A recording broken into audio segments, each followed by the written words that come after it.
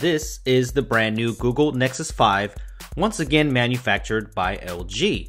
And Google continues the tradition of giving you the choice of the latest and greatest Android experience in a very affordable package. It is available in 2 colors, and the deal is sweetened by Google's brand new candy-flavored OS Android 4.4 KitKat. So let's take a look at the white and black versions and see which flavor you want to satisfy your Android sweet tooth with.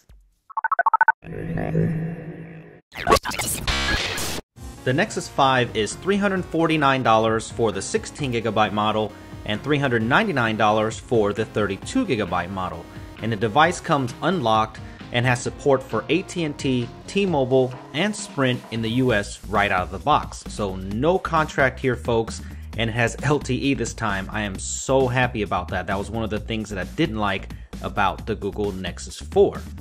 There are a few stickers to get through on the back first, but lifting off the box shows your brand new Nexus 5 all wrapped up nicely. Now there are some subtle differences in the hardware of the 2 different colors, and I'm going to show you that later on in this video. But let's go ahead and take them out of the box and see what comes inside of the package. Alright, so I'm going to go ahead and start with the white Nexus 5, and you can see that it's not completely white. It's black on the front and has a white matte finish on the back. And here is the black version, and it's black just all the way around. Nice and stealthy. I like the way that this looks, and also has a matte finish on the back. So very nice. Let's see what else comes in the box. And the first thing is this small SIM ejector tool. I like the way it looks though, but you'll notice that the tool is a little thinner than the other ones that you might have gotten with the other phones. That's because the SIM hole to get the actual tray out is pretty small, and you'll see what I mean. And there is some literature and warranty stuff as usual. Also in the box you get a pretty traditional wall charger. It's just black in color and says LG on it, so nothing special about that. And you also get a micro USB to USB cord. And that's it, folks. Nothing else in the box, but for $349 I wouldn't really expect too much more. As I was telling you earlier, there are differences between the black and white, and the first thing you're going to notice is the box itself. So look at the black version on the left and you'll see there's only 1 phone on the box, and on the right the white version shows 2, showing off that white back color. So that's the first difference in these 2 models. The second difference you will notice is the earpiece itself. It's white on the white version and just stealth black on the black version, but I really like the inclusion of the white earpiece on the white version. I think it looks really sleek.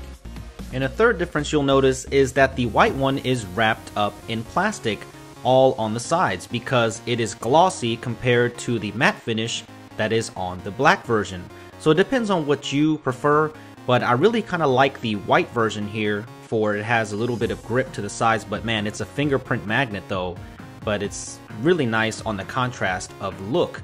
And the camera here just is covered by some plastic, no differences on the back, just your LG logo and some FCC information. But nice matte finish, and pretty much the difference between the 2 is just depending on color choice. But I really like the way both of these look, so it's pretty much up to you. But I love the simplified design of the Nexus, and it feels good in the hand too. So let's go ahead and take a quick hardware tour right now. On the bottom you will find a single speaker, the micro USB, and the primary microphone. On the left hand side you will find the volume rocker switch. Up top, a 3.5mm headphone jack with a secondary microphone, and on the right hand side you will just find the power switch and the SIM tray. That's it, pretty simplified. In Nexus fashion, there is no micro SD card support. I know a lot of people are upset by that, but 32 gigs is enough for me, but I'm not sure if it's enough for most people. But this thing is being dominated by a 5-inch 1080p display, and I'll show you the quality of that later on in this video. So let me go ahead and do the system update and show you one of the most important things on this, Android 4.4 KitKat. Alright, I have it all booted up here, and the first thing you'll notice is there's a different welcome screen. So visual changes are key to Android 4.4 KitKat, and you'll notice a difference. Look at the launcher here, it looks different, and you get some different integration, SMS with Hangouts, and the icons have changed a little bit, and a little bit of the layout is different. Overall, this is that same great stock Android experience that Google wanted you to experience, and without any kind of overlays. And I love the little subtle UI changes here, like the widgets and settings and wallpapers here. I love the way that looks.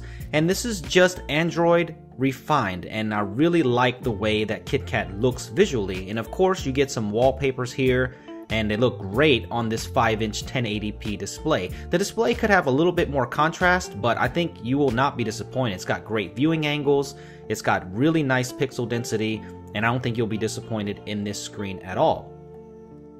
What's great about this is this thing's being powered by a Snapdragon 800 quad-core processor with 2 GB of RAM. So unlike the Nexus 4, they moved forward here and put the latest internals in the Nexus line. So that is very good for performance. But how does it affect battery life? I will definitely show you that in the full review. But here is a new feature here that is being taken by the Moto X, and you can just say, "Okay, Google," at any time that you're in the launcher, and you can go ahead and search whatever you want to. Oh, look at there. Detroit Borg is the first on the search. What a surprise. Now in performance, you can see it's extremely snappy, and it's even confusing my autofocus here because it's so quick. And I love the experience of stock Android. It just flies on the Snapdragon 800 processor, and you will have no problems with performance on the new Nexus 5.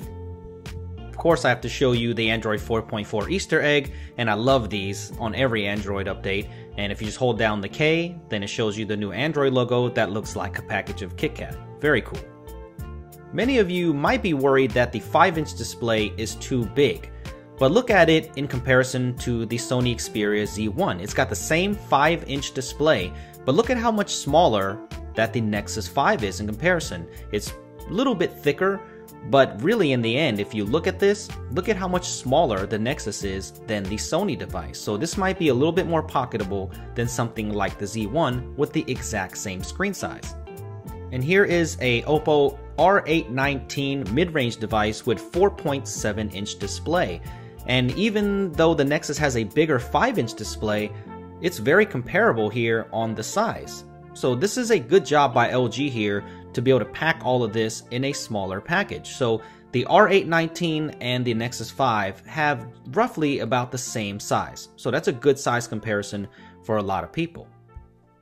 So no video would be complete without an iPhone 5s comparison, right? So there's an iPhone 5s on the right with a 4-inch display, and this is probably the most compact flagship that's out there, love it or hate it. But I don't think you'll have a huge problem jumping to the Nexus 5 if you're considering that coming from an iPhone, because the thickness is pretty much the same. It's a little bit wider and it's a little bit taller, but I think pocketability will be okay. So don't be afraid to try the Nexus if you're coming from the iPhone. The Nexus 5 has an 8 megapixel camera that's backside illuminated with optical image stabilization. So that's pretty neat. And it also has a new HDR Plus function. But man, this camera software is kind of slow, and you can see when I'm taking an HDR Plus picture, there's at least a full second there in between with processing and taking the photo itself. But don't worry, I'll be doing a full extensive camera workup on this device, and compared to some of the larger devices out there on the market too. So hopefully there'll be a software update in between, since this video is a little late compared to the other reviewers out there. So let me know what you want to see on the camera work, but I'll definitely be testing the low light performance and letting you know. As I stated before, the 1080p display is very nice looking. It's got nice viewing angles, the text is really sharp on here, and I like watching videos so far. And the speaker though, it's a single speaker, not a dual speaker, and I wish there was, because the speaker is just a little bit too low for me. But hopefully they can try to fix this, and hopefully it's not a hardware issue. They can kind of boost it up with a little bit of software. But I'll let you know that also in the full review. So let me know what you guys want to see in the full review. I've had this device for a little bit now, and there's a lot of reviews out on it now. So is there something that they missed that you want to see? Let me know in the comments below, and I'll work on that in my review. So make sure you hit me up in the comment section below. Make sure you subscribe to my channel too, so you don't miss the full review and many other videos. Follow me on Twitter at SuperScientific, and you can also ask me questions there and requesting stuff in the full review. So I'll see you guys soon, and thanks for watching. And thank you for the support. I really appreciate it.